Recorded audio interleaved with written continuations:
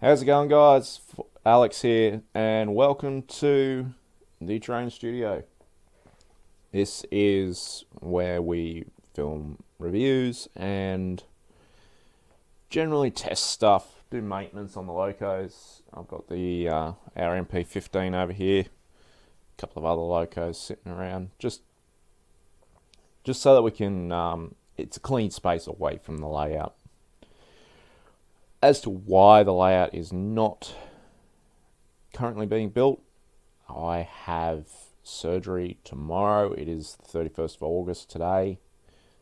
So for the next 6 to 8 weeks, we should be okay for the next 6 to 8 weeks, I should be resting. So we're going to record some reviews and put them up in the interim. Once I'm good to be working again in the workshop, we will obviously be getting on with the layout. Today's review is the Cobalt SS turnout motor made by DCC Concepts. So let's get into it. Alright, this is the turnout motor attached to one of my medium radius P-code points. It is a slow action turnout motor that we think is pretty good. For a surface mount, it is probably one of the best you can get. The unit consists of a small, just find something to point with, and we use a screw. Alright. A small drawbar or throw bar just here, the turnout motor itself, and then 4 screws to attach it directly to plywood. There are multiple drawbars in the packet that are designed for slightly below, in line with, which is the ones we're using today, and then slightly above.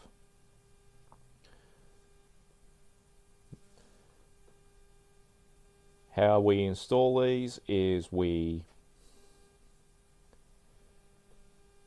snip the little nib off the pico point just here, although we've got them on the other side. That then opens up a little hole that we then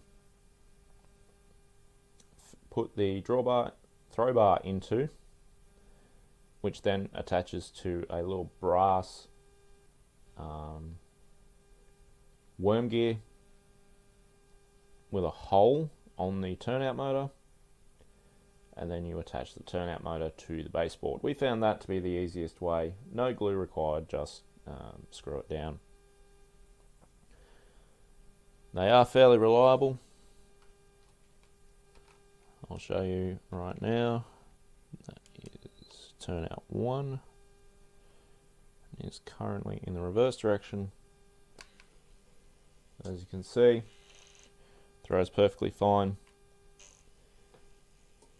That clicking noise you can hear, that is the DCC controller that comes with a crossover set. The crossover set consists of 2 turnout motors. The second one is down there, and a DCC controller, a Y splitter, and an extension cable.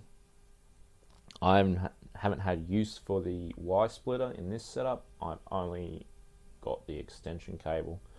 Plenty of cable attached to the turnout motor itself. It's all plug and play. How we program them is very, very simple. On the DCC controller, there is a switch with set and run.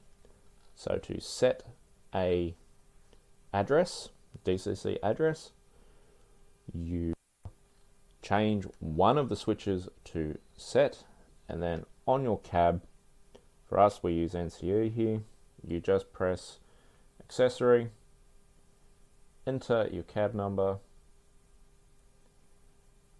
and then run it. Now obviously because I'm still in run, it changed anyway. Then you change it back. So when you're setting an address, you do that, then you change the switch back to run, and then you test.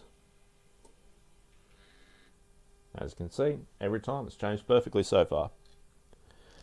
And you go through and do that for each individual address. For a AD8FX, which is the 8-way accessory decoder from DCC Concepts, I've found it's about 5 minutes to program the whole thing.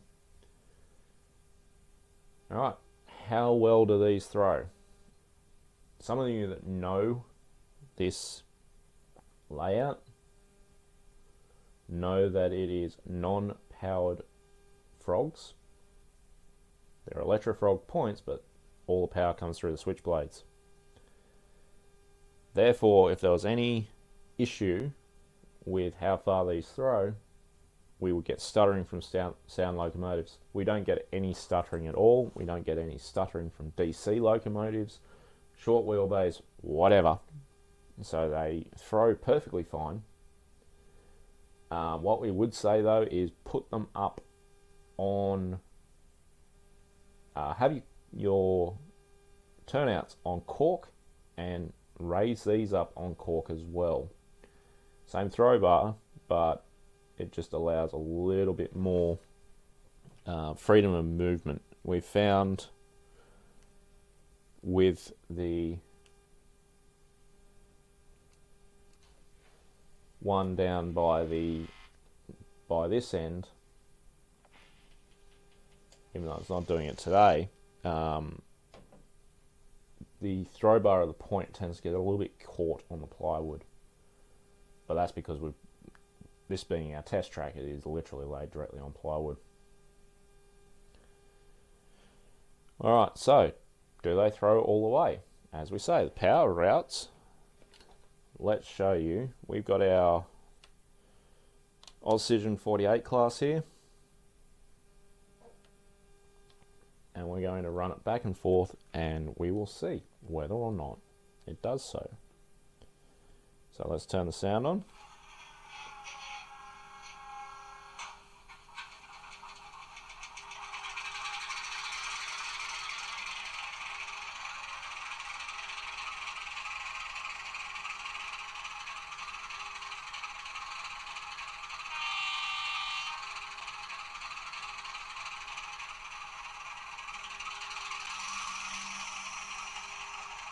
So on speed step 3,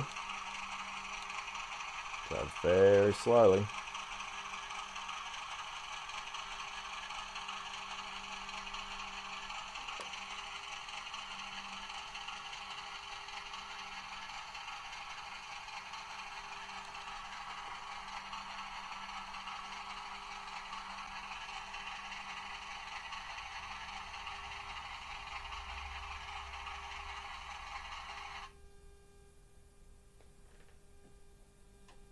So as you can see, that one didn't throw all the way.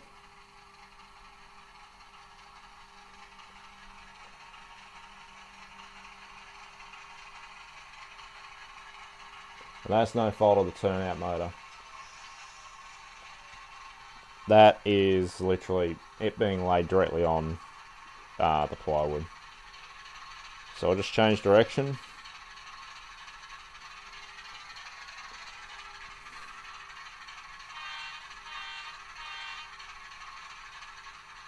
Come back through a bit quicker so you can see. Whoop, helps if I change direction.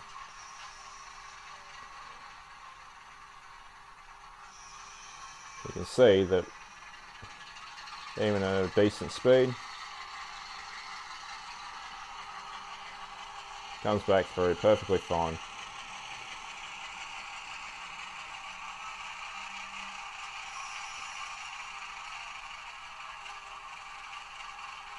So yeah, pretty good product. I will include a